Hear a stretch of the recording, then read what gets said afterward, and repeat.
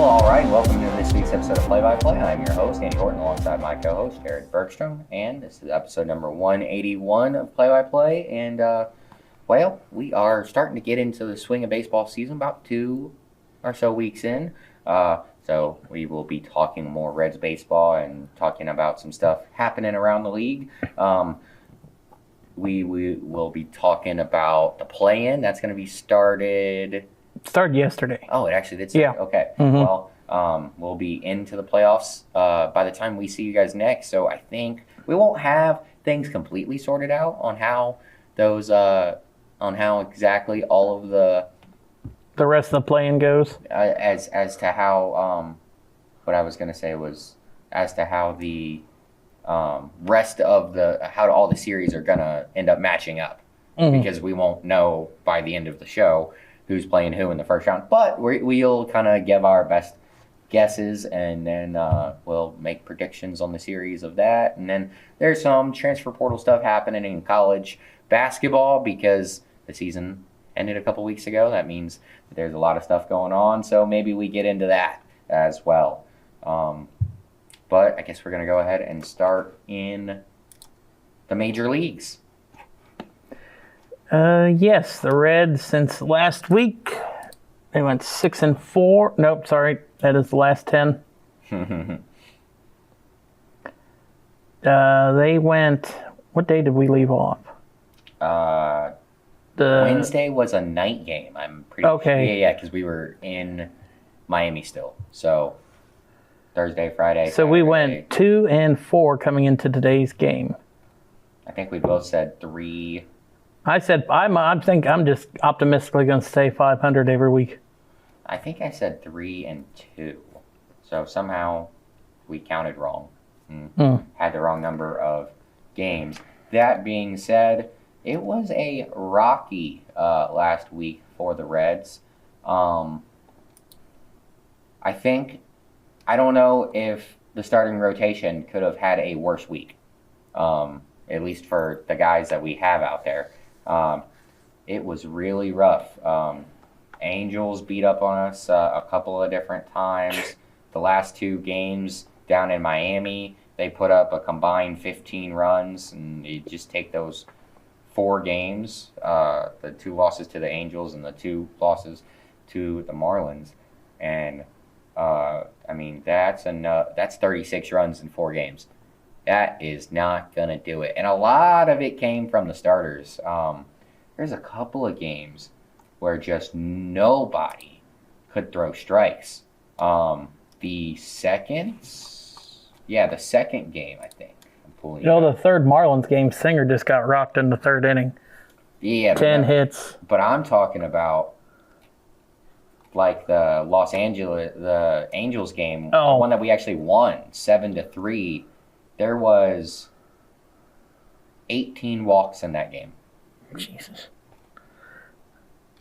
No one could find the strike zone on either side, which just allowed a lot of free runs to score. I thought that there was one that was worse. Worse than 18. Because I thought maybe the next game was 15. Goodness gracious. Just a ton of walks. And then let me check the first one. Because I thought that there was one game that was like a crazy high number.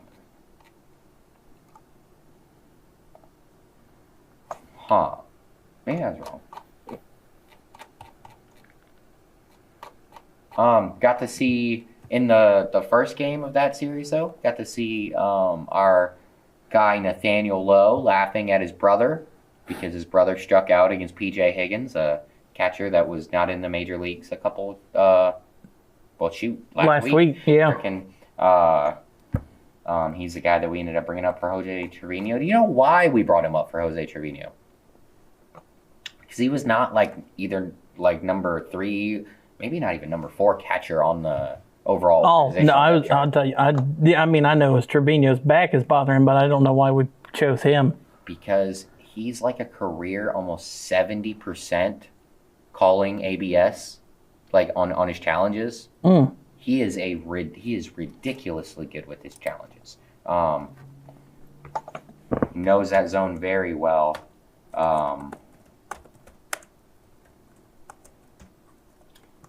Are you looking that up as well? Yes.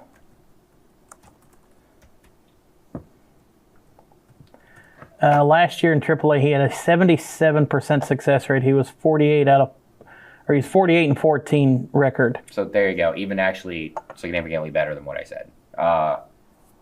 And in spring training, he was 10 for 10 this year. There you go, man. ABS it's gonna give guys like this an opportunity to make the league, just because he knows the strike zone, or he knows the strike zone literally better than anyone else. He's been around the strike zone a whole lot longer than anybody else in the league. He's 2 years older than me. Yeah, then that's one of the crazy things. He was drafted in like 2015. Hasn't been in the majors in 2 or 3 years. He was in the majors a couple of years back with the Cubs for a short stint. It might have been 2023. I'm looking at it. Sure, but yeah, he's been fantastic, and the Reds as a team have been fantastic. I think we're first in the league when it comes to ABS challenge win rate. 2021 was his debut. Yeah. Okay. So I was a couple of years off. So yeah, shout out to PJ Higgins and Nathaniel Lowe, and for getting a good laugh at his brother, because I thought that was kind of funny. Let me see. Do we know how long Trevino's going to be down? It was like I think it was like a 10-day deal. Okay. It wasn't like he was put on the IL for a long time.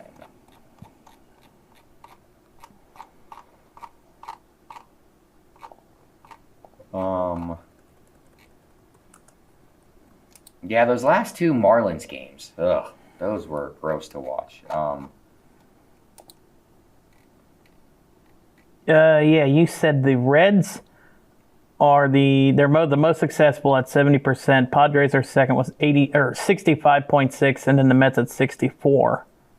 So the Reds are very accurate with that. Mm-hmm. Back to the end of that Marlins series. So you kind of said it a minute ago. Brady Singer could not catch a break. 2 2/3 innings through 73 pitches. And that's where our no errors come to an end too. Oh, and he had 2. It was gross. Like, it was really. They could have charged him with a third one if they wanted to. But the 2 that he got, one he was trying to pick a guy off at first, and then he tried the same move, I think against the same guy at second after he didn't get him at first, threw it into the outfield, allowed him to get third, and things just kind of snowballed on Brady. And that's something I don't think we'll see like a ton of. Every once in a while he'll got real bad. Hasn't been a fun start to the season for him. 7.7 ERA. But he's a consistent guy. Mm-hmm. He'll be there every day. So don't want to harp on him too much. Sam Ball has been fantastic here in the early going. And after a very bad start for Pierce Johnson, he got the win. 2 or 3 scoreless outings in a row now. 4. Make it 4 scoreless outings in a row. I'll tell you what, I was very upset with how he started off the season.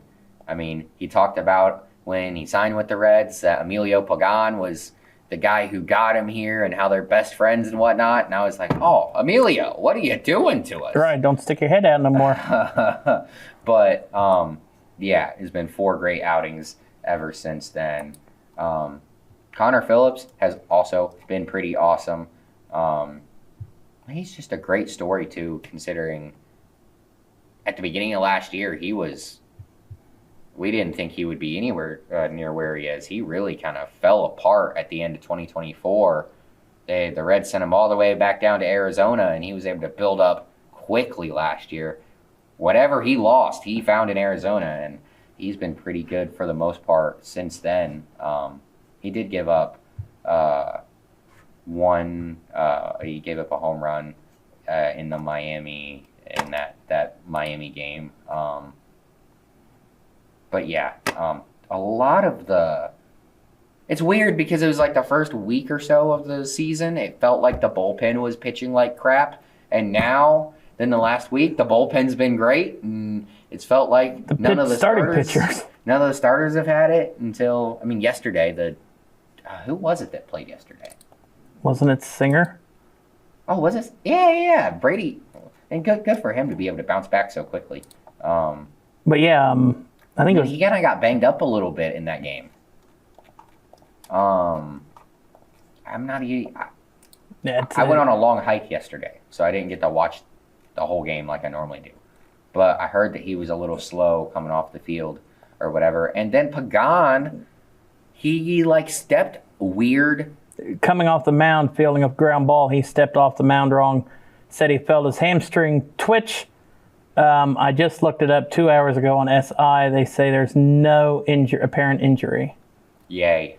That's great. Hey, if he needs a couple extra days off, whatever, Tony Santillan or Brock Burke can take the Well, the way it looked, because I was watching it at Trivia last night, the way it looked, I didn't even think it was his hamstring. The way he came off the hand, I thought he rolled his ankle or something. I thought it was his arm, because the way he grabbed his arm when he come off the weird. And the couple of steps I saw. But yeah, if he needs, a couple extra days, we got guys like Santillan and Brock Burke and guys back there who have proven to be ass cracked pretty good so far. And I'll tell you what, man, you don't like him, but he's also had a pretty good start to the season. Only given up 2 runs, and I think that might have been all in one outing. Oh no, he split them. But he's pitched 9 innings, given up 2 runs. Who are you talking about? You just said Ashcraft, didn't you? Yeah, I don't have a problem with Ashcraft. No, I'm saying he could be one that could go in for 7, 8, 9 inning if had to. Didn't you just call him Asscrack? I always have called him Asscrack. Yeah, but you can't say you don't have a problem with a guy and then call him Asscrack. Yeah. You obviously have some kind of a problem. No, I've never not liked him. No, you can't call a guy Asscrack and then be like, no, he's my favorite player. I didn't say that. Oh no, a guy that I don't have a problem with, I'm not insulting.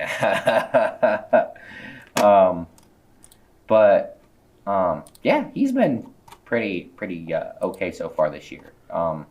Dolo makes another rehab start tomorrow. Okay, so I was wondering, Friday. I was wondering about that because I saw that the last time he was throwing, things went well, but I hadn't gotten an update about it. So hopefully he is on his way sometime soon.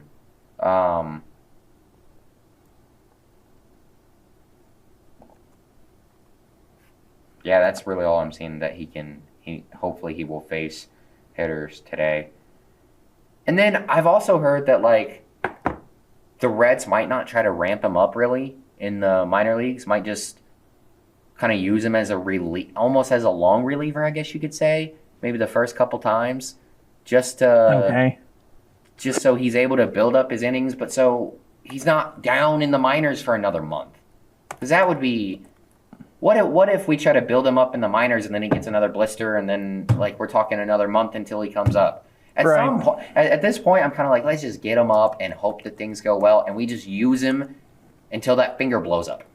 Freaking right. Because he's so good, but it's so frustrating seeing a guy just not be able to help the team. And I know he wants to, but his one thing can only fill so much of a void for the fans that are like, we know we have a good pitcher down there, and Brady Singer pitched through his blister, and he just can't do it. So, and yeah, we didn't have the greatest Brady Singer. Like I said, his ERA is 7.7 here in the early going. But also, at some point, you have to help the team in some way. And so far, Brady Singer's been doing that. And I don't want to harp on Lodolo too much. I just want for him to come back. I want him to pitch well so I can quit talking about this dang blister. Because it ticks me off that I had to talk about it and that he hasn't. So, I got a question for you, and I really have no clue what the answer is. Okay. But Spencer Steer sucks in the outfield. And I don't know if you heard, but Tito said within the last week that in his opinion, Sal Stewart's best position is second base. He lost so much weight that he's so much more. How much weight did he lose? He lost 25 pounds this offseason. Damn. Yeah, and he's still leading the team in home runs. I thought Ellie was. They're tied at 5. Oh, they're tied up. Okay. He hit another one last night. Yeah, Sal did. And actually, it was fun hearing Tito talk about it because, like, in today's game, they want for you to get under the ball and, like, whip it out of there. Mm-hmm. Evidently, he didn't get under it. He just got behind it and drove. And Tito was like, you don't talk about the it's not a popular thing to talk about a guy's, like, top hand a lot nowadays. But Spencer Steer's got an awful good top hand, and he catches that thing, he can send it out of there. Did I say Spencer Steer? Yeah, I knew you meant South. Because I'm watching Spencer Steer's highlight in the small corner here on ESPN. Because he also hit a home run. He hit the night. first one last night. Yes, he did. So my apologies on mixing up Steer and Stewart. Anyways, what I was saying, Spencer Steer sucks. That's another reason why I screwed up, because I was just talking about how bad he is defensively in the outfield. You're putting a lot of S's in there too. Sucks in the outfield. And Tito, like I said, because of Sal dropping the 25 pounds, he said he thinks that Sal's best spot is second base. So my question is, and I know we don't know the answer, or at least we don't, does Matt McClain know how to play outfield? Because he's athletic. I mean, he's fast. He presumably, I don't know, but presumably he has a pretty good arm. Like, not a terrible arm. And so if Matt McClain can play outfield, can we fix the defense just like that? Then we don't have a terrible outfielder in the outfield. We have a guy at first base who almost won the Gold Glove last year at that position. And then Tito gets to put the best, one of the best young players in the league at the spot that he thinks he's best. In college, Matt McClain, his freshman and sophomore year, started 49 of 61 games and then 47 of 63 games in center field for UCLA. But, Sal can play anywhere on the infield. Maybe not short. Hey, guys.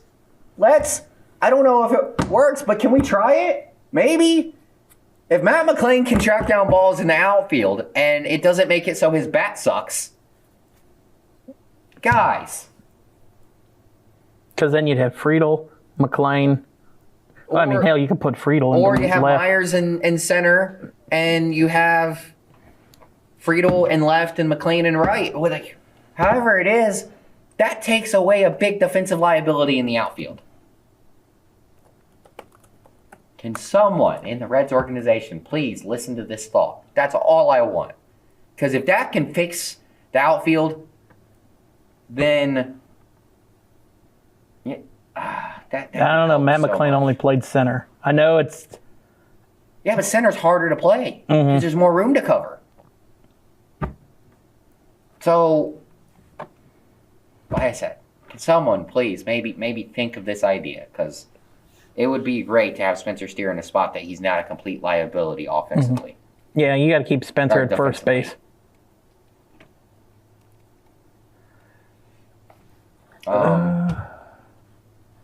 Let's see.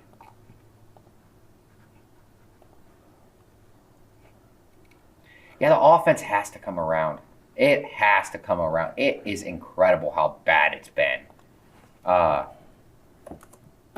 Ke'Bryan Hayes, I don't know if there's a guy less lucky in the league. He's hitting 73.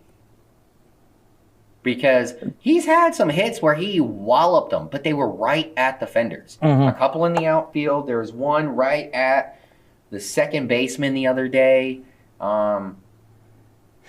Pretty sure that was in the Angels series. There was... Oh, shit. The Reds are second last in batting average. I'm surprised it's second to last. Who's worse? The White Sox. The White Sox are 191. We're 201. Sheesh. Putting it in perspective, the Dodgers are first at 281. Sheesh. Let's look at strikeout. Ellie's been good so far this year, hitting 285. Sal is still hitting above 300. I wonder how long he can keep that up. It's at 310 right now. It'd be great if he could keep that up for the whole season. I wouldn't be shocked, personally. I wouldn't be shocked if he's that kind of player. Sal Stewart is and I get it, I haven't watched a ton of baseball. But outside of Paul Skeens, I think he's probably the best rookie I've ever seen. He is crazy good. I mean, but it's not just him. There's so many rookies that are going crazy this year. And I know we kind of talked about guys like DeLauder last week a little bit. And Kevin McGonigal just hit his first home run maybe last night or the night before. And the Tigers turned around and rewarded him with $180 million guaranteed. So good for that guy.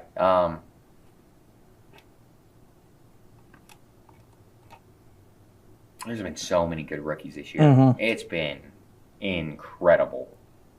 I don't think DeLauder's hit a home run since that first week of baseball, though. I mean, he had 5, I think, in the first 3 days, and I don't think he's had one since, unless he's hitting one in the last week or two, or game or two. Let me look.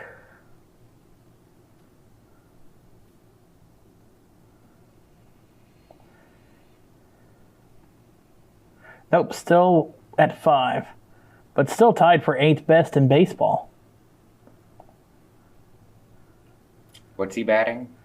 259. So, hey, still very respectable. Mm-hmm.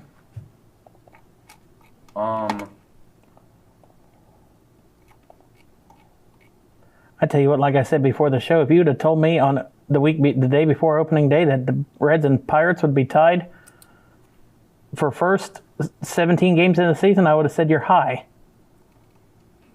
And one of us did predict. Why? Then look at who's in third place. I know. And look who picked the Cubs to win the division, and we're last. Hey, I was about to say before I saw that St. Louis is in third place. I was going to say, who picked the Reds to win the division this year? Someone over here. Well, I won't say his name. If Chicago didn't send 85% of their pitching staff to the IL, that's just crazy how it's just been ripped apart that bad, that early. But they're not the only ones. Who was it that I was listening to earlier? They were talking about their pitching staff just being annihilated.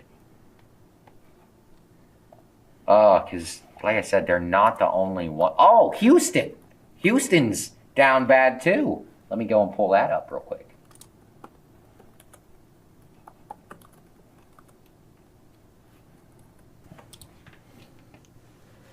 Yeah, because I think Hunter Brown is out. Braves, too, they say. Tatsuya Amai is out until, he's on the 15-day IL. Josh Hader, that don't help.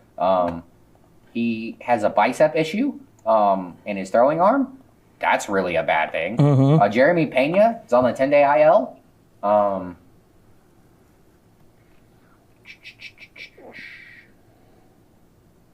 Brent Salsa? I don't know who he is, but he is another reliever, also on the IL. Jake Myers, center fielder, removed from Wednesday's game versus the Rockies in the second inning with lower back tightness. I went on the 10-day IL. That was 5 days ago, so I guess he's halfway back. Yeah, Hunter Brown, 15-day IL, been diagnosed with grade 2 shoulder strain. And is shut down from throwing for a few weeks. That was the 7th, so that was a week ago. But if he's shut down throwing for a few weeks, that means he's not coming back for, I'd say, a month. Yeah. Nate Peterson, another reliever.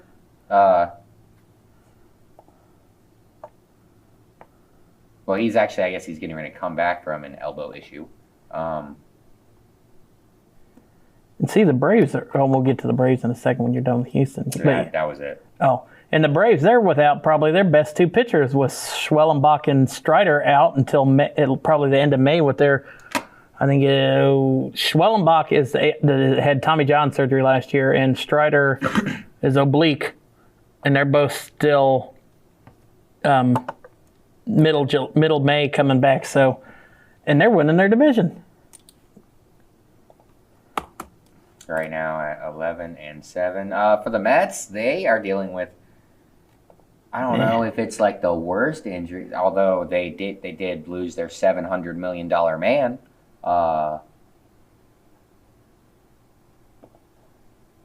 Maybe he hasn't started playing yet.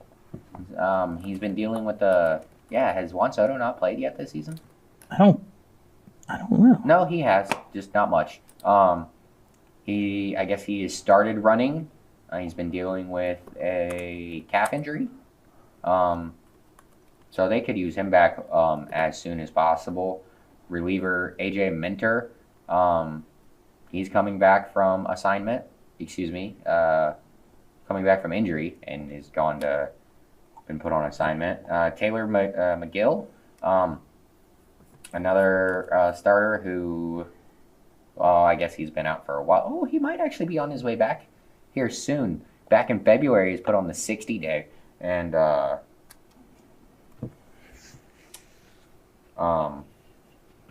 so, I mean, that was February 12th. It's been 60 days already, so I wonder how close he's getting to coming back. Who was that again? Taylor McGill for the Mets, one of their starters.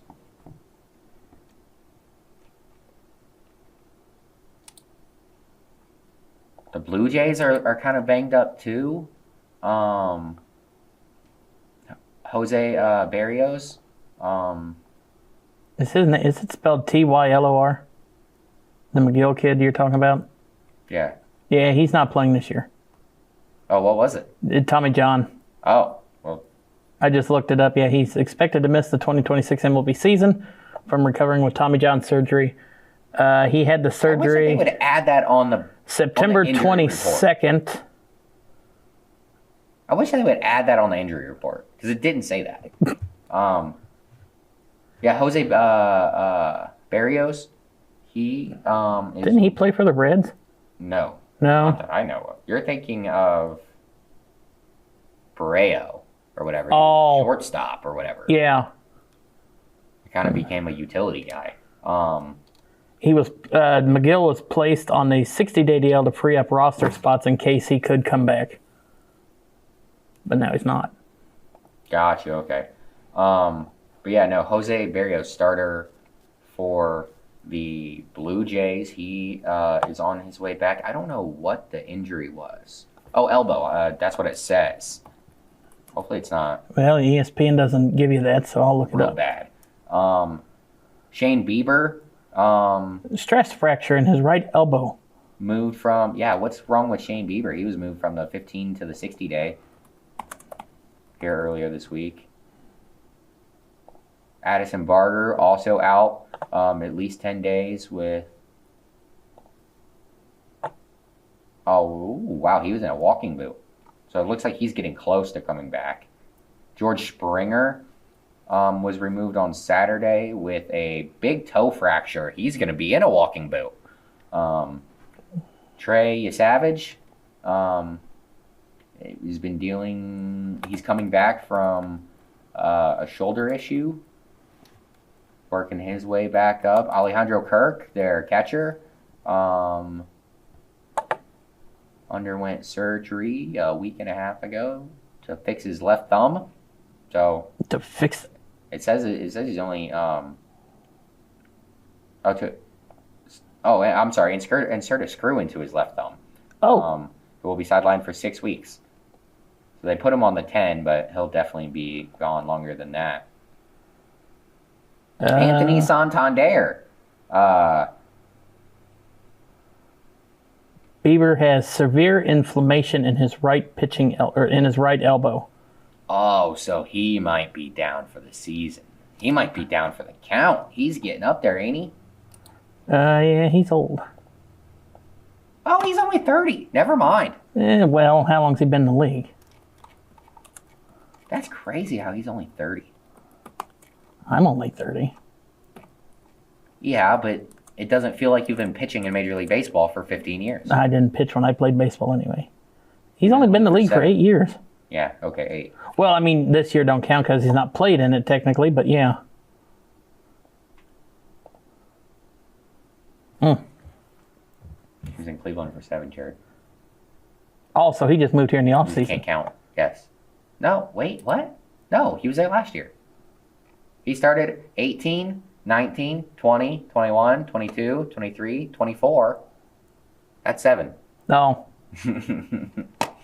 Going back to first grade, Jared. Yeah. Counting on our fingers. Nope. There's been a lot of, sadly, lots of big injuries here in the early going.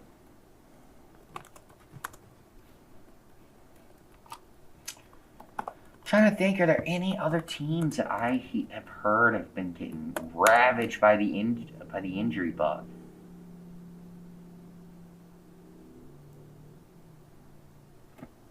I know that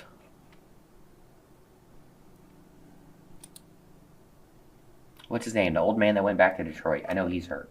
Verlander? Yes, I know Verlander's down, and that makes me so sad. I want that guy to just have one more good season before he retires. You know Garrett Cole's done for the year, right? For the Yankees? Oh, no. What happened? Yeah. He messed his elbow up in live batting practice in April, so yeah. Oh, that's a big one. Especially because a lot of people were talking about how good their pitching was going to be this year, and it's just going to make it so it's not quite as good. Yeah, they're expecting mid-June. So maybe not too bad. That's about the same time as Hunter Green coming back, right? Or is he later? He will probably be later. Oh. Yeah, so even Now Detroit is getting beat up, has been beat up pretty bad here in the early going as well. Parker Meadows, I heard there was a collision in their outfield where maybe Parker Meadows and Riley Green ran into each other. Well, H.A. Hinch said that Parker Meadows fractured his left radius. That's like here or something. It's like the small one in your arm, isn't it? In your forearm? Right here. In your the wrist. Small one or the big one? Small. The small. Okay, that's Yeah. what I thought. Hey, there you go. I know my bones. The skeletal structure a little bit. Yeah, Verlander. It says hip. We'll throw another bullpen session before potentially embarking on rehab. As well as Jackson Jobe, one of their starters, has been down since March. I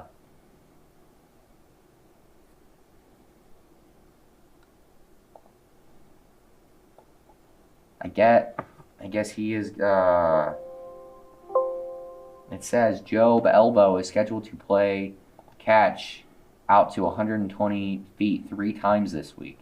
So I'm assuming if that goes well, then maybe they progress him into maybe going live bullpens or whatever. Here is the Parker Meadows injury. Scenario here in Minneapolis this afternoon. All right, we're not going to listen to that. I don't like that guy's voice.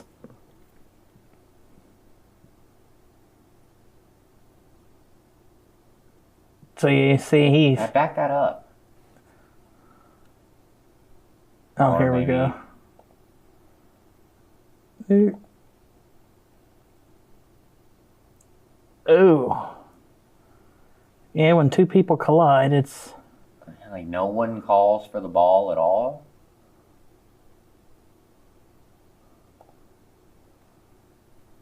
It's a still shot. I don't want the still shot. Ooh. Yeah, that's... No. Yeah, not fun. And then Reese Olson, another starter. Oh,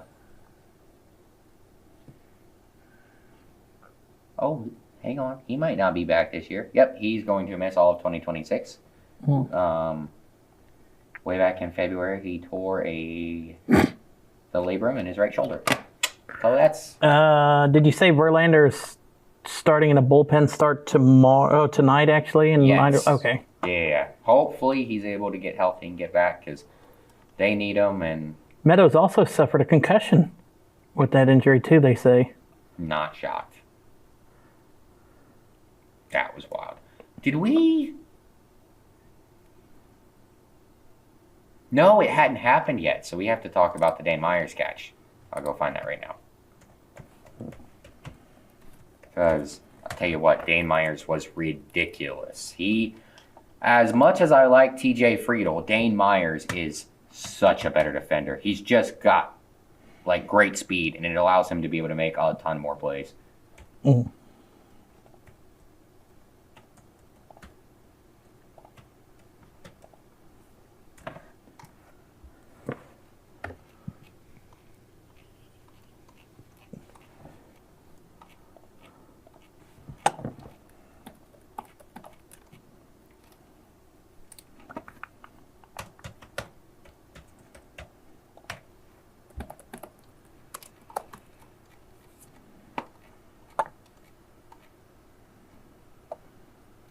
Can I get the actual video instead of... It's all these shorts, man. It's not as fun to watch on the screen.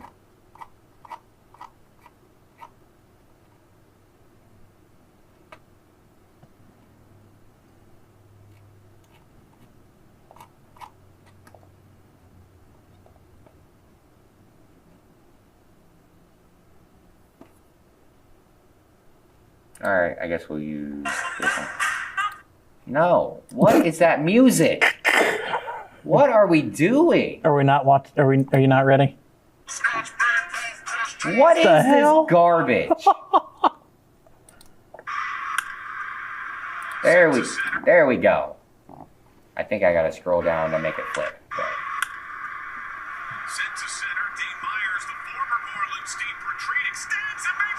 I remember seeing this. Yeah. That's incredible. I don't know how he hangs on to that ball. It's at the bottom of his glove, down on the butt. It hits him in the palm. Damn. That's incredible, man.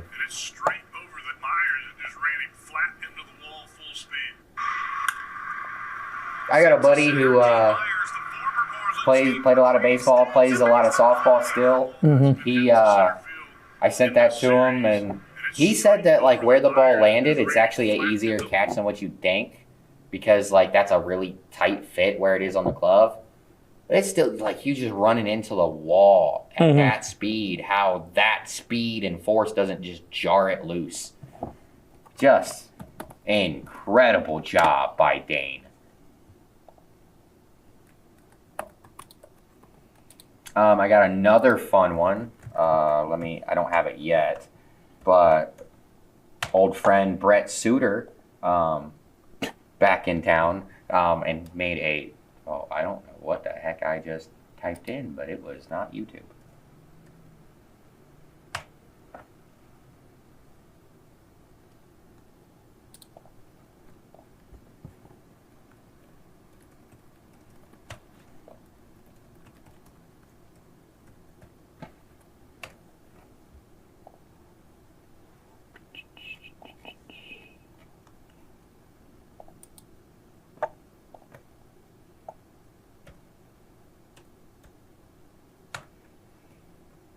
I know he's a local guy, but didn't he go to wasn't he actually he went to Moeller or something? Suter? He's from Cincinnati. Yes. And then went to Harvard for college. Well, that's brilliant, literally. That is insane. Maybe I can't find that. Well, if you don't have that, I have something you shared. Oh, let me see. Okay. Wait, hold on. Was that?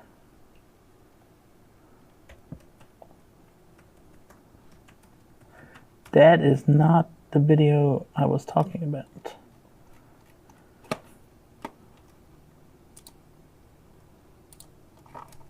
No, I broke the Pagan story before ESPN did. I just got the notification that Pagan will be fine. And I said that, 30 minutes ago into the show? Something like that. But hey, there you go. That's important. Yeah. Get on my level, Buster Olney. Oh. Let me see if I can find it on YouTube because like you said, I don't like those clip reels. Sadly, that was on YouTube. Oh.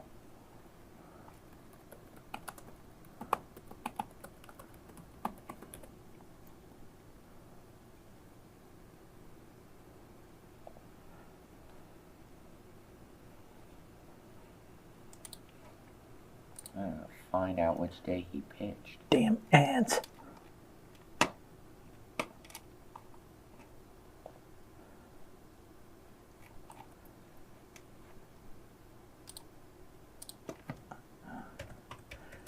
Is it only with John Boy that we have to watch it?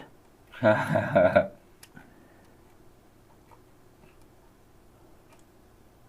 this might be it.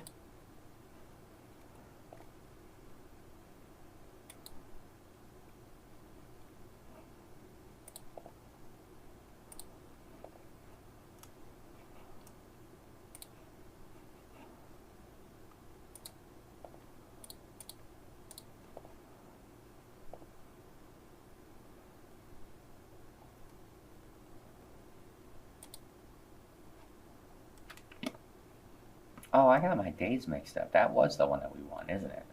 Yeah, it is. Okay. I thought we lost the New City Connect game, which, by the way, those look just as good on the field as what I thought they did before they had them on the field. That was awesome.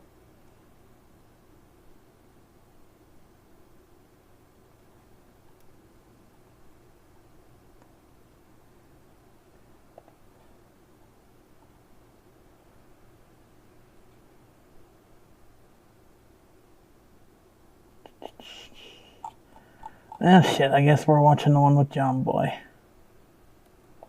And I don't like it because John Boy puts his face right in the middle of the damn screen. I love John Boy. Everything they do. Did you have yours? I haven't been able to find it. Okay. I'm looking. But you shared this with me earlier, so you already know about it, but we'll talk about it. You got the Manfred man on second. That's the winning run. So the Phillies are like, let's just bunt that guy to third and get on our way. This breakdown is brought to you by DraftKings. They're trying to bunt. Can't bunt that pitch because it's outside. They say, we're going to give you the out. Can't bunt that one because it's outside. 2-0 count. Runner on second. He's ready to move. Yeah. I'm going to get to third. We're going to score on a sac fly. Tries to bunt. Can't bunt that one because it's maybe not. I was going to say, I don't think I sent this to you.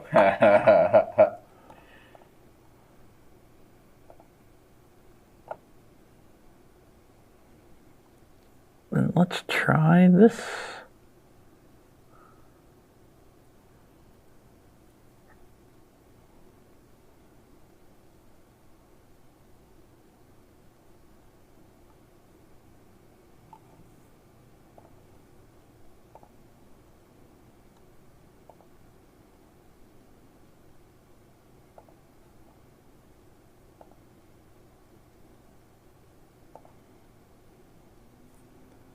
Red Sox Cardinals, that's who that was.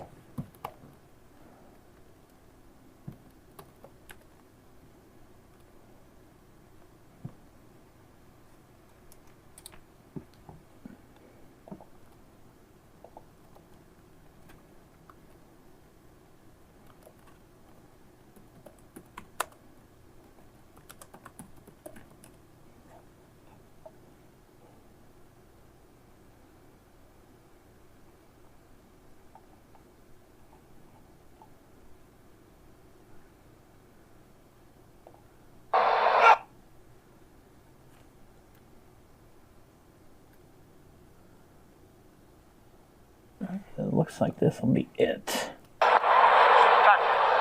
Today, he got hit by that pitch, so he'll get first base. Alex Cora may consider challenging Hitter will tell you everything you need to know about whether you get hit or not. The call on the field is hit by pitch. Yes, this, okay. This is challenging. And he did not react as if he got hit. Yeah. After review, the call on the field is overturned. The batter's coming back to bat with a 1-2 count. Bill Miller is going to have a discussion here, the crew chief. After Marmol came out following the Cora challenge. I don't think I've seen back-to-back challenges. I don't think I have either. Since the call of hit by pitch was overturned, St. Louis is challenging. It was catcher's interference. Fascinating. It would be fascinating because both would be right. Yeah. Like, you can't blame either manager in that position. After review, it was determined it was catcher's interference. So the call is overturned, and the batter will go to first base. I'm not out of order. You're So if the Red Sox would just let it go, instead of giving the Cardinals that extra chance to look at it while they're looking at it. That is pretty awesome. So, I get it. We're 17/18 games in, depending on how many your team has played. But who would have thought that the Twins would have been the top team in the American League at this point? 11-8, have a plus 17 run differential.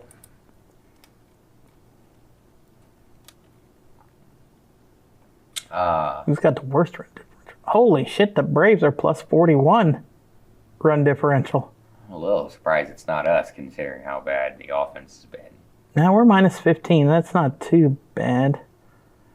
The White Sox are minus 33, so yeah, they're...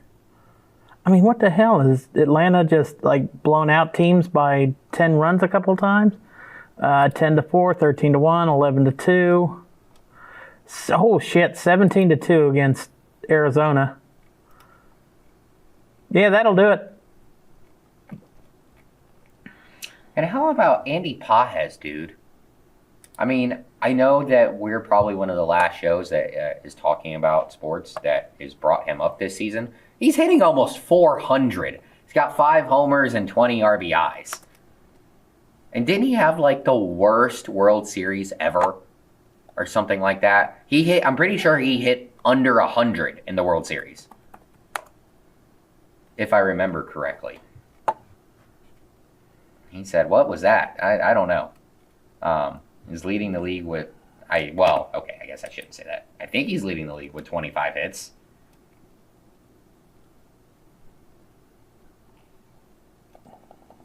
And of course, I don't know how he seems to always be near the top, but Jose Ramirez leading the league in steals.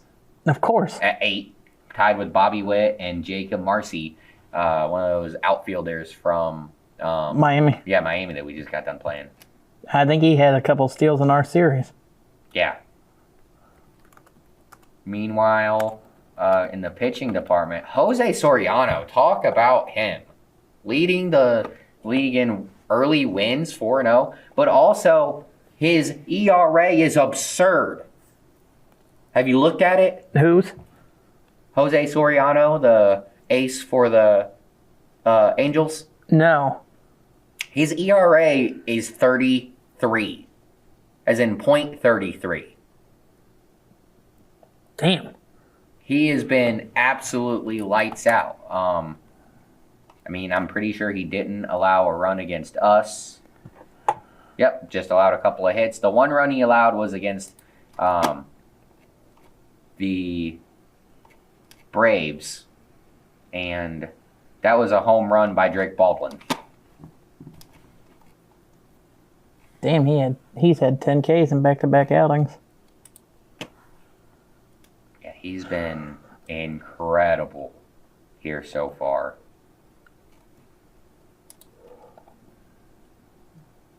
So you got to wonder how much longer he's going to be able to keep that up. Paul Sewald leading the league in saves out there in Arizona. And that's something else I've heard. I haven't had a chance to really look at it too much, but I've heard that Arizona is like destroying, or they're like leading the way with the pitching right now. Mm. And who would have thought that after last year, and where Arizona, they all they could do was hit. I mean, they scored a lot of runs, but they couldn't stop people.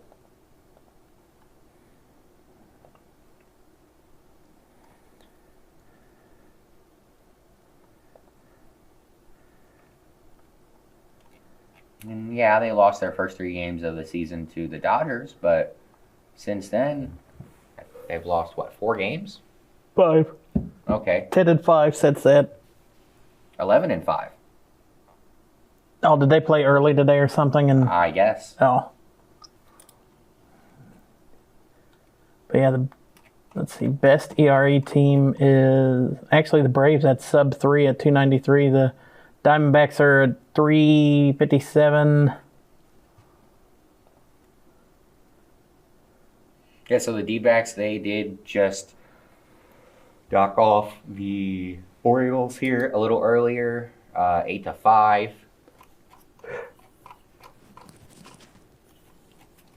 Ooh.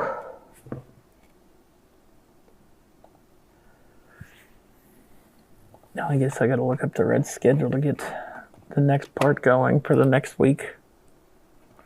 And then the Cardinals, they beat the Guardians up to 10-8. What is going on with the Central? It's literally 100% full. I guess not 100% because the Cardinals were supposed to be at the bottom and they're right smack in the middle. But what the heck is going on with that? And then the Red Sox were able to beat the Twins earlier, put up 9, beat them 9-5.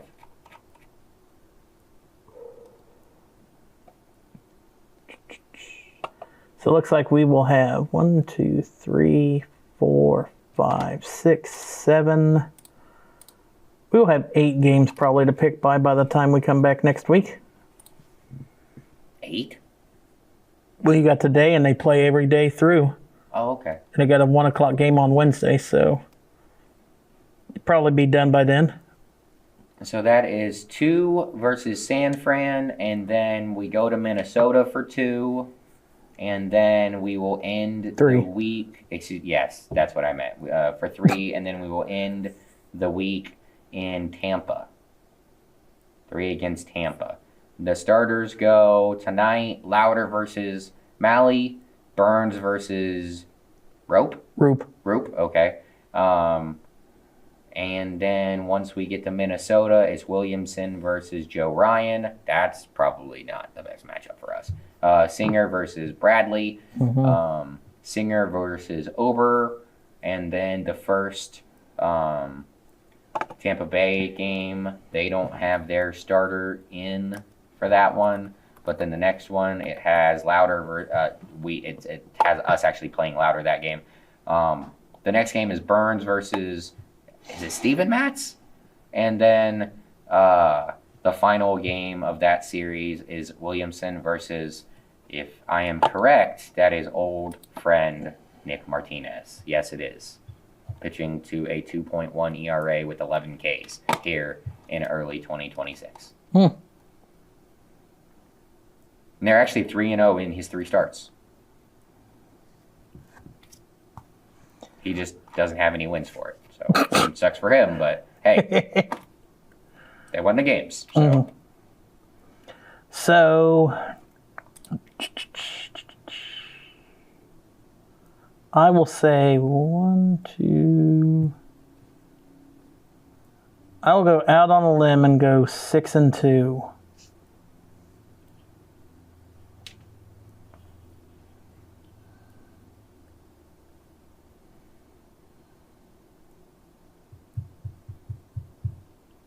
I hate when you're that positive because I'm afraid that if we both go that positive that we're gonna suck. And it's going to be a bad I haven't week. been positive all year. That being said, I just think, and I don't know if I said this on the show last week, but I was talking to my dad before the season started, or maybe in the last couple weeks, and I was like, when you look at the schedule that we play here in April, it should probably be about 7 games above 500 at the end of the month. When you look at the teams that you play. So that means we have to have a good week in order for that to still be possible. I mean, we got 2 weeks left. for the end of the month. I'll go. It's 8 games. I'll go 5-3. That put us 5 games up. I think that's a good spot. 5-3, and then 5-3 also allows me to come in a good mood.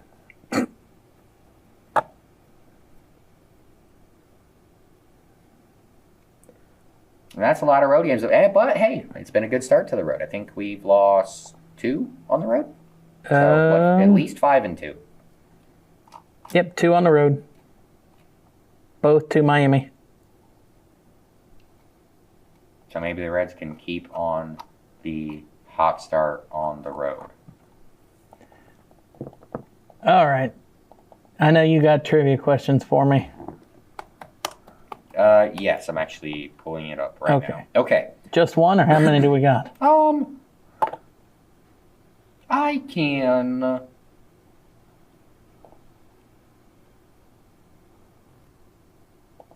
Okay, we'll do 2. We'll go first. One from the Angel series. Angel series. Okay. 4 players whose careers began after 2000 have won 3 MVPs or more. Who are they?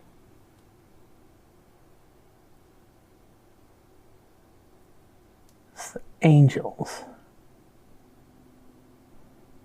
So that means at least one Angel has to be on there. Or a Red, but I don't think the Reds have had 3 MVPs. Votto has only been the MVP award winner since I've been alive.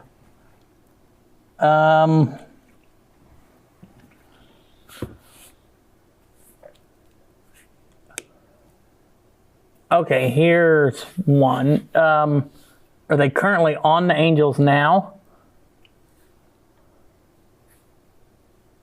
I can't answer that question because I'm going to guess Shohei. Okay, that is one of the answers. Okay.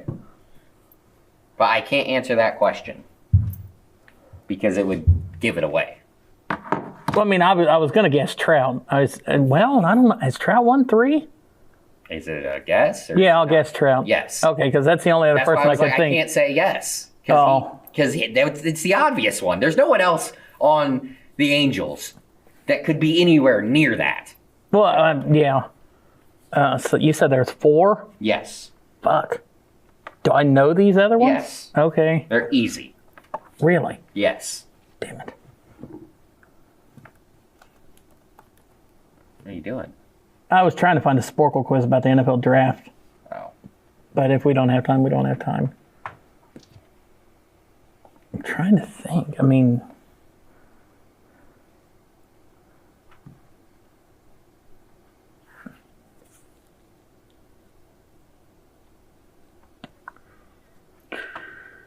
These really are easy. I don't say that but if you don't get these, you'll be like, how did I not get these? One of them is not playing. There are 2 more. One of them is not playing. I can't think of players that have played for the Angels or the Reds. No. These 2 guys have not played for either. Oh. Just one guy on the list has to have played for either the Reds or the Angels. That's how it works. Oh, shit. Hold on then. It's not guys on both ways. Miguel Cabrera. No. Damn. It's not a bad guess, though. I got a feeling he's got 2, but I don't know that.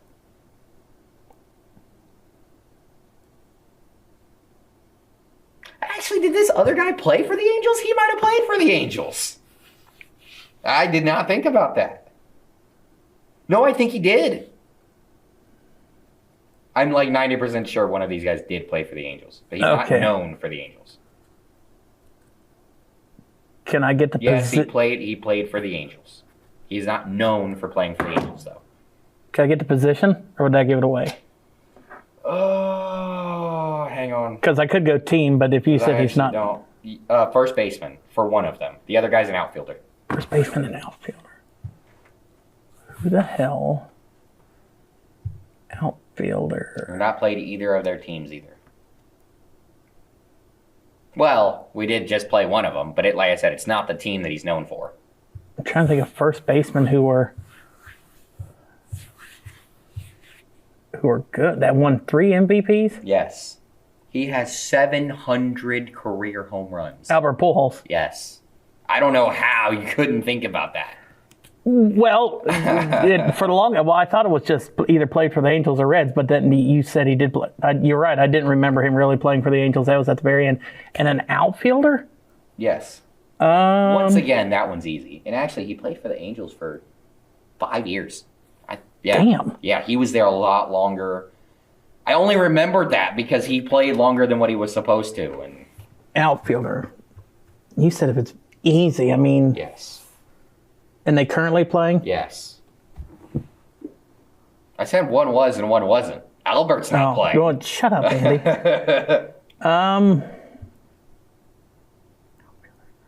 You're actually Stanton? No. No. Is he still playing? I thought so. Not Doesn't he play for the Yankees still? I didn't know if he won anything with Miami before he came up to New York.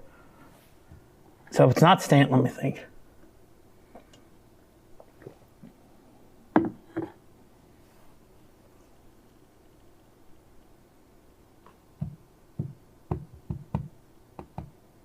I don't know. I'm drawing a blank. I didn't know he still played. I don't know.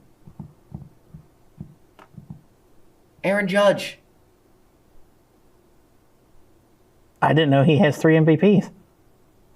He's like the best player in the league. One of them, freaking, at some point, I would have just guessed him. Freaking.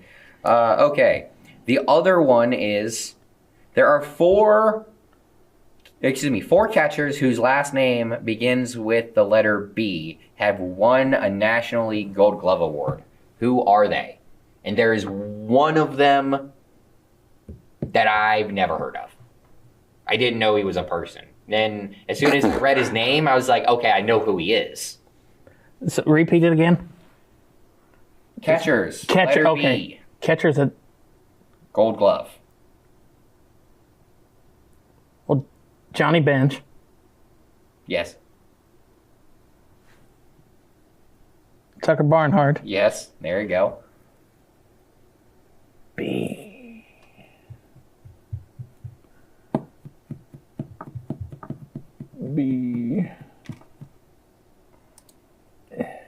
The other two the other two we didn't see play, did we? We certainly saw one of them play. We saw him play the other day. Catcher that starts with a B.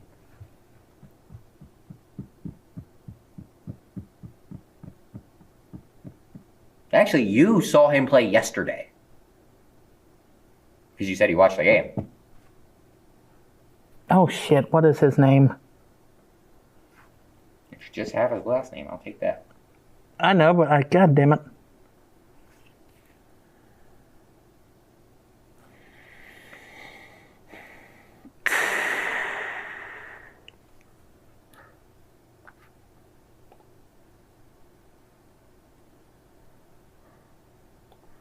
Who the hell was...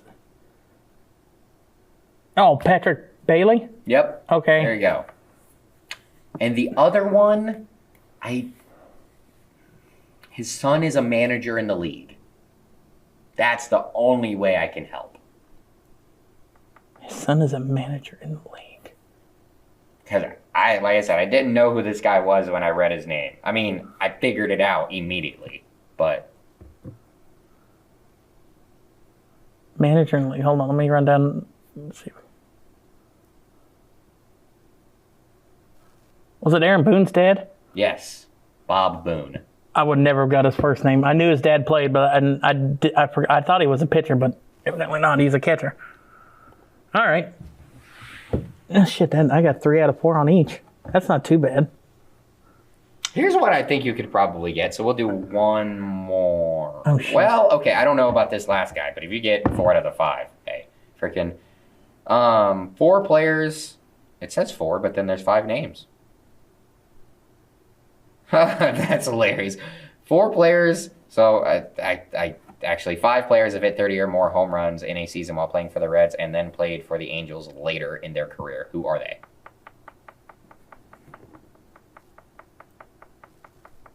So they started with the Reds, played for the Reds first and then went to the Angels. Yes. You know all of them. I know all of them? Yes. Okay. Josh Hamilton. No. Fuck. There we go. Start off with the wrong one. He played for the Reds? When?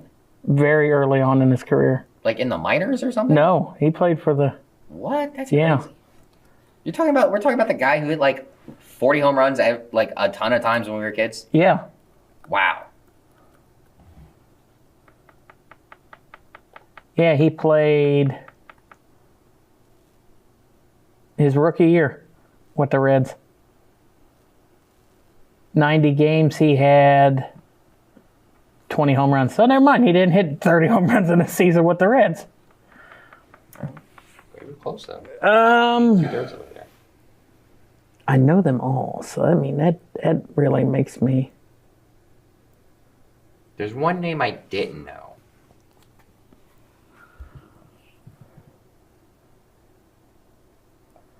Oh, what was that outfielder we had recently? No, not recently. Right before COVID.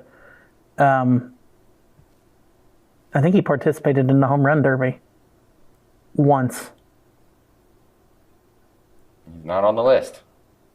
So he didn't hit 30. Fuck. I don't even remember. I can't even think of the name I was thinking of, and you're just denying it already? Yes. Damn.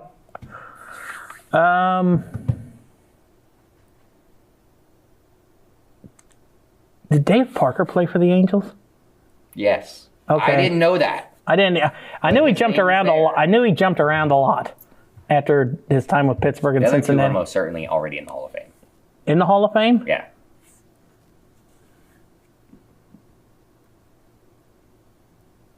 Oh, I think George Foster went to the Angels. If he did, he didn't hit 30. Well, no, he definitely hit 30 with the Reds. Never mind. Then he never played for the Angels. Damn it.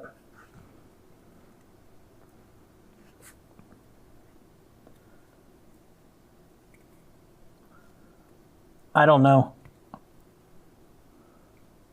Ted Klozewski, Oh, fuck, I never would have guessed him. Frank Robinson, Brandon Phillips, Maybe Frank Robinson was who I was thinking of. and Scott Schebler. See, I was thinking of Schebler. Didn't he play for the home run derby for us once? Is that a newer guy? Maybe if I just screwed you up there, my bad. When the fuck did Brandon Phillips play for the Angels? I just read the scoreboard, Stumper Jared.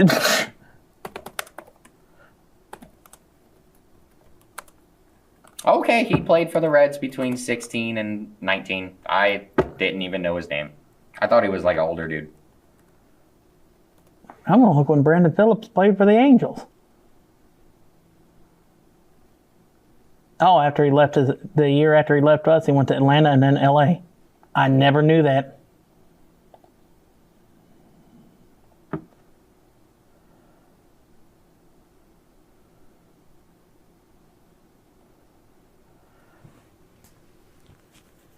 All right, that it? That's hilarious. Yeah. Okay.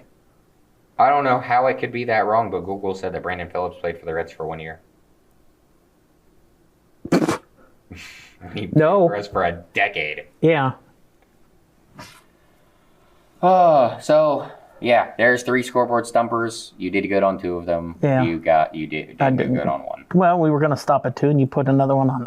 I thought that you'd be better at that one, but Yeah. Now I guess I gotta pay attention and listen to the radio more often if you're gonna do this every week. it was your idea. And I'll forget to listen to the radio still, so it don't matter. All right. Where are we going now? Are we going to go to the NBA now? Yes. All right.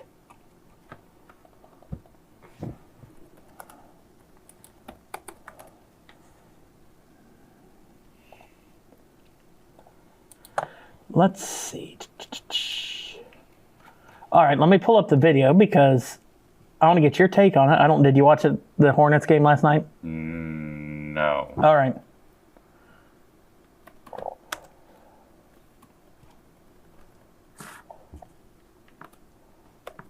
Why do I type in ball and the first thing that comes up is the New Year's Eve ball? I don't want that.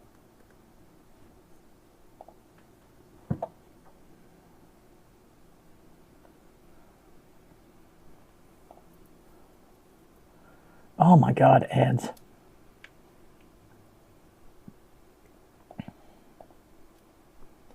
All right, here we go. This is between the Heat and the Hornets last night. On the outside. You're looking at Bam, or watching for Bam. Around Fontecchio, splits defenders and gets it. Blocked by Fontecchio. Miami is running. Larson on a bounce. Nice. Back for Larson, and he lays it in. Jaquez with a heads-up play. Ball by himself. The ball was cherry picking. He didn't play defense, get back on defense.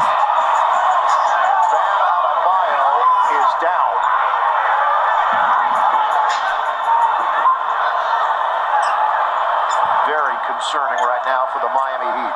He did not come back in the game at all. Their athletic trainer, Wes Brown, has made his way over. And that took his leg out from under him. Whoa, pull that back.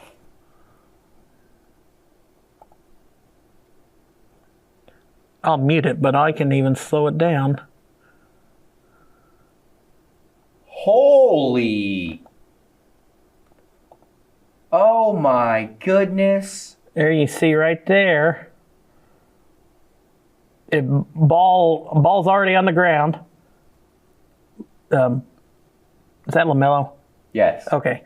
LaMelo ball's already on the ground, watching Bam's ankle. He just, grab it, and I'm going to take you out from in here. Because Bam was on 1 foot. Yeah. That's got to be a huge suspension. It should be. Well, actually, that's the thing. I think he'll get suspended. I doubt it's huge. Oh, that's crazy, man.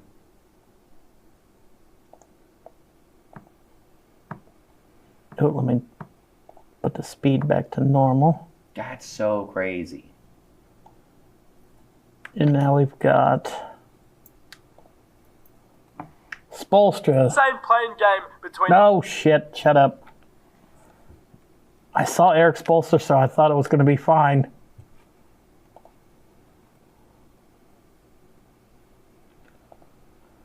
Eric Spoelstra. Now shut up. You gotta yell at people. Nothing I hate more when you're trying to find something and you just have some crazy guy on the internet Here we screaming. go. Yeah.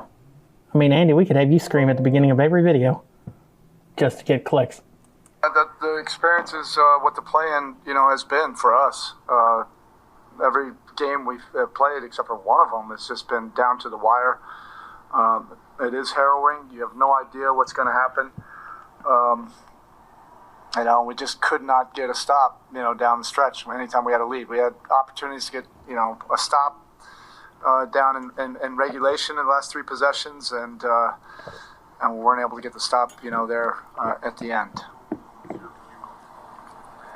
I didn't see it, but I don't think it's cute. I don't think it's funny. I think it's a stupid play. It's a dangerous play. Obviously, our best player is out. I'm not making an excuse. The Hornets played great, and they made those plays down the stretch. We had our opportunities to win. That's a shame. He should be penalized for that. I don't think that belongs in the game.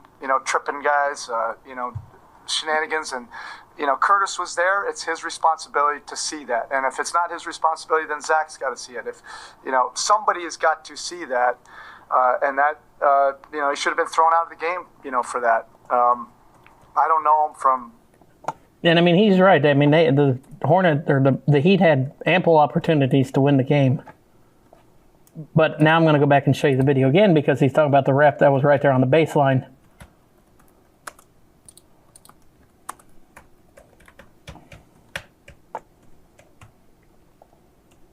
Every every scenario. Nope.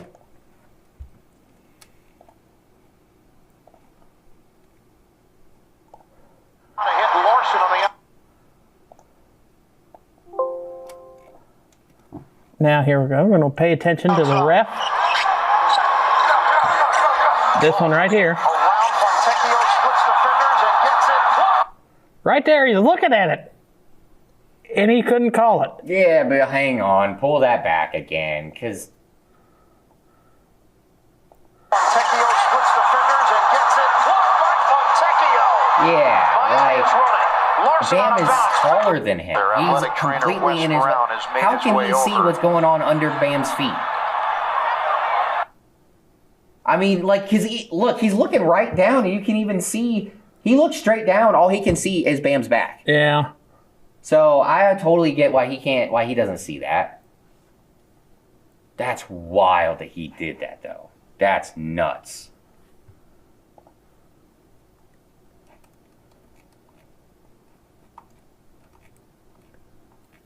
I kind of want to listen to Pat McAfee's excerpt on it here. Really proud of them.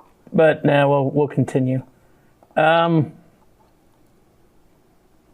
Let's see. Yeah, yesterday. So the Hornets get the 7 seed with a 1-point win over the Heat, and the Blazers will get the 7 seed in the West with a 4-point win over the Suns. That leaves the other half of the play-in games today. Orlando and Philly will play in about an hour. And then Golden State and LA will be out west to finish the first round of those play-in games. Charlotte plays the winner of Orlando, Philly. And then Phoenix will play the winner of Golden State and the Clippers. Okay, so hang on, because we got 12 minutes to talk about this. It took off. What are we talking about? But, dude, he better not, unless they win their first round series, assuming. That would be Boston, right? He better not be able to play in the series. Because, let's remember, the NBA has given Steph Curry a flagrant foul for throwing his mouthpiece. Yeah. And you just pulled a guy's foot out from under him? I mean, that's literally trying to hurt someone. And he missed the rest of the game, and that was early in the first quarter. Maybe not early, but in the first quarter. And, okay, I haven't really had a chance to watch his video. But this is, it says bad NBA calls, but they get increasingly worse. I guess this was called an offensive foul? Like, how is that no call, but this is a foul? My bad. How the hell does that even happen? You said this is an offensive foul? I think.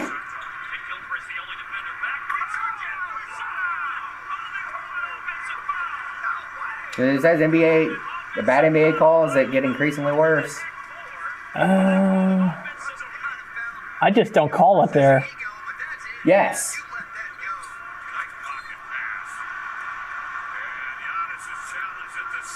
If these are fouls, how is that not a foul? How is him literally pulling Bam's foot out from underneath him not a foul? And I hate Miami. Everybody on this show knows.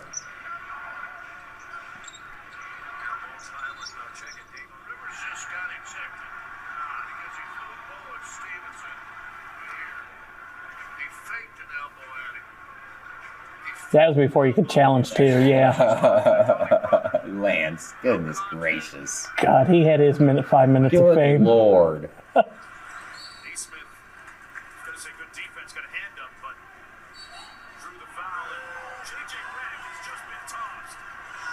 Oh shit, he's coaching now. I remember that. I don't know if I ever actually saw that video. That's wild.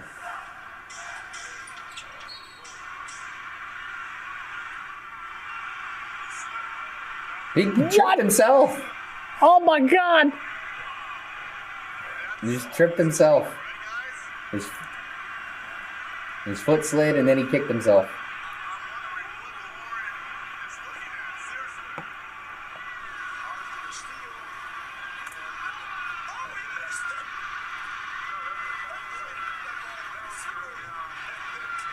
All right, I don't know how far that goes, but so how are some of those called? And like, how did? I just don't know, because that game happened last night, and I haven't heard anything about that. The suspension should have already dropped. Shams reported 2 hours ago the NBA is not expected to suspend LaMelo Ball, but they are reviewing to add a potential flagrant foul, and he could face suspension. A 1-game suspension for that. Oh, because he would go over the flagrant limit? Mm-hmm. No, it should be double. The league just picks and chooses when they're soft. And they say 99% of the time we're soft, but in this case, when LaMelo is trying to hurt how much does Bam make? A $30 million a year player? Nah, who cares? That's fine. 37.1. A $40 million a year player. I'm just, who cares? Who cares? Who cares? He's a ball. He can just do what he wants. That's so crazy. Takes you back. If that's okay, then why have they ever called a flagrant foul against Draymond? I mean, most of the time, he's not actually trying to hurt people. He just doing stuff that is not basketball moves. Takes you back to when the hell's his name? Plays for Phoenix now. Played for Duke. Always got caught tripping people.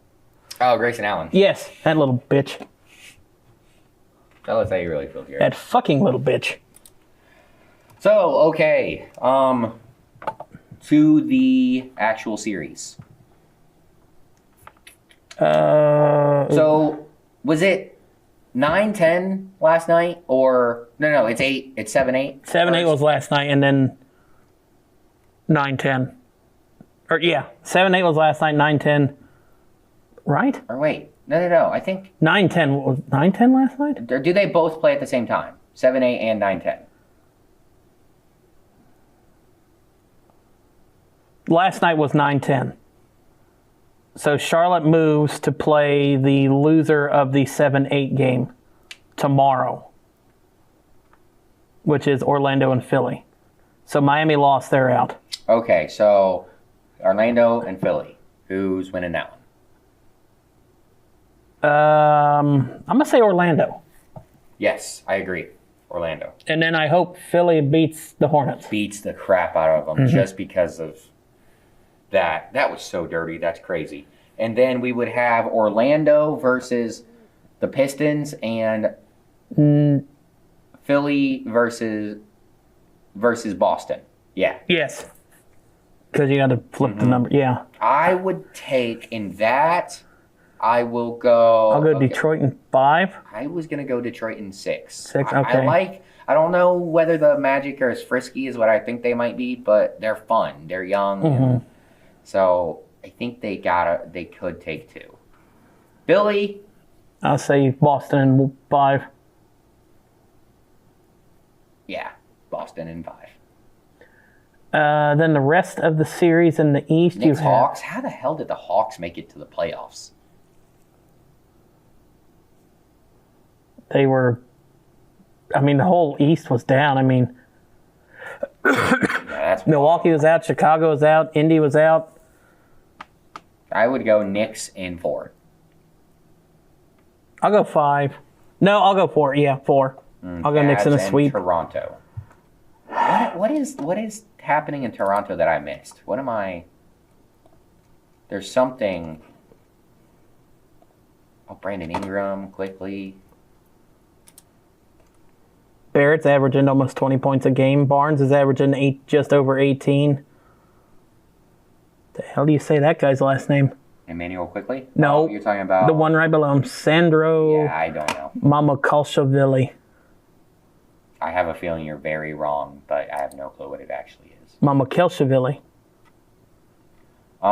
But anyways, I'll go Cleveland in 6. I will say 6 as well, but if Toronto gets it to 7, I'm picking Toronto. Yeah, no, I could see that. I don't hate that. So then it would be we're just doing first rounds. Duh, sorry, I was thinking ahead. Hold on, I can make graphics for next week too. But so out west, Portland beat the Suns, so Portland is the 7th seed. So you got the Clippers Warriors tonight. The winner of that game will play the Suns. I will go Clippers over the Warriors and then Clippers over the Suns. Yeah, I think that's right. So that would make the Clippers the 8 seed? Yes. I will go Thunder in... Portland is in. Yeah, Portland is the 7th seed, yeah. Okay. I will go Thunder over Portland in 5. I will give Portland a chance to get 1. You said... Wait, what? Say that again? The Thunder over Portland in 5. Portland's a 7th seed. They play the Spurs, not... Oh. Then I will say... Who'd that be? The Thunder's playing... I'll play the Thunder's playing... I'll say 5. 6. I'll say 5. Kawhi gets 1. San Antonio and Portland. I think 5. Yeah. Denver and... Gonna be Timberwolves 5. Denver in 5. I'll go Denver in 6. Lakers and Houston. Houston in 6.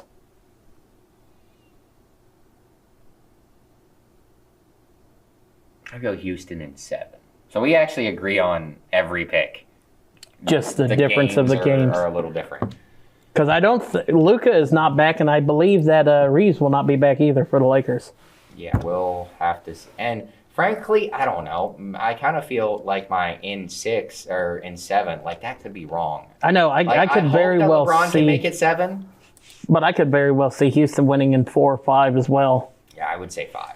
5 is kind of what I'm really expecting, but it'd be fun to see LeBron push it as far as he could. So I think that does it. I think that will. It's all right. We'll see you guys next week on Play by Play. Let's hope that it picked me up. I talk loud, so it probably did. All right. Like the show, share it on all the social media platforms. See you guys next week.